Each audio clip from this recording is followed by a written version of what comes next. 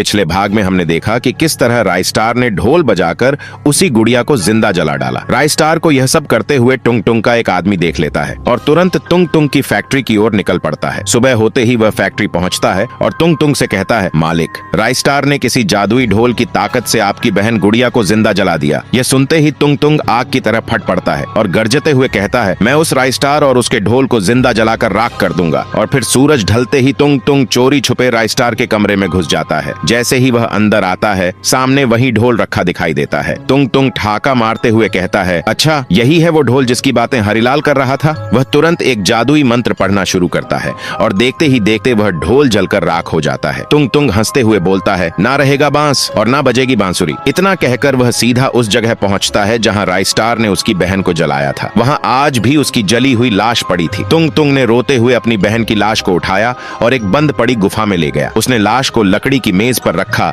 और घुटनों के बल गिरकर चिल्लाने लगा, ओ महान पक्षीराज, मेरी गुहार सुनो, मेरे सामने प्रकट हो। अचानक गुफा में बिजली सी कौंधी और पक्षीराज प्रकट हो गया। उसने पूछा, क्या चाहिए तुझे तुंग तुंग? तुंग तुंग रोते हुए बोला, मेरी बहन को जिंदा कर दो, मैं अपनी हर चीज तुम्हें देने को तैयार हूँ। पक्षीराज गंभीर स्वर में बोला, इसे जिंदा करना नामुमकिन है, लेकिन इसकी शक्तियाँ मैं तुम्हें दे सकता हूँ। इतना कहते ही पक्षीराज वहाँ से गायब हो गया और फिर अचानक गुड़िया की लाश हिलने लगी और धीरे धीरे वो भी गायब हो गई। फिर हवा में प्रकट हुई और घूमती हुई टुंग टुंग के शरीर में समा गई। और अब तुंग तुंग केवल तुंग तुंग नहीं रहा, उसकी नस नस में अपनी बहन की शक्तियां दौड़ रही थीं। वह बहन की आवाज में गरजा, अब तेरा अंत तय है राइस्टार। गुस्से में पागल होकर वह सीधा हरिपुर गांव पहुंचा और चंद पलों में पूरे गांव को श्मशान बना डाला। चारों तरफ सिर्फ लाशें और राख फैली थीं। वह हंसते हुए बोला, राइस्टार, अब अगला नंबर तेरा है। अगली सुबह जैसे ही राइस्टार घर से बाहर निकला, एक आदमी हाँफते हुए उसके पास आया और रोते हुए बोला, राइस्टार भाई, हमारी मदद करो। तुंग तुंग ने कल शाम पूरे हरिपुर गांव को राख बना डाला। हर तरफ लाशों का ढेर है। ये सुनते ही राइस्टार का खून खौल उठा। वह तुरंत जंगल की ओर निकल पड़ा जहां उसने टुंग टुंग की सारी मशीनें छिपा कर रखी थीं। राइस्टार ने एक ही वार में उन सभी मशीनों को आग के हवाले कर दिया। मशीनें धूं धूं करके जलने लगीं और राइस्टार ठाका मारते हुए बोला, अब समझेगा तुंग तुंग कि मैं क्या कर सकता हूँ। अगले ही दिन ये खबर तुंग तुंग तक पहुँच गई। खबर सुनकर वह आग बबूला हो उठा और चिल्लाया, पहले मेरी बहन, अब मेरी मशीनें। राइस्टार, तुझे मैं जिंदा नहीं छोड़ूंगा। वह सीधा राइस्टार के गांव की ओर निकल पड़ा। शाम तक जब वह वहां पहुंचा तो राइस्टार पहले से ही उसका इंतजार कर रहा था। राइस्टार ने मुस्कुराते हुए कहा, आओ आओ तुंग तुंग, मैं तुम्हारा ही इंतजार कर रहा था। तुंग तुंग गरजा, मेरी मशीनें चुराना अलग बात थी, लेकिन तूने मेरी बहन को मार दिया। अब तू बहुत बड़ी गलती कर बैठा है, मैं तुझे जिंदा नहीं छोड़ूंगा। राइस्टार ने तलवार निकालते हुए कहा, सबसे बड़ी गलती तूने की है, हमारे गाँव में कदम रखकर। इतना सुनते ही दोनों की तलवारें आपस में भिड़ गईं। भयंकर युद्ध छिड़ गया। आखिरकार एक जबरदस्त वार में तुंग तुंग जमीन पर ढेर हो गया।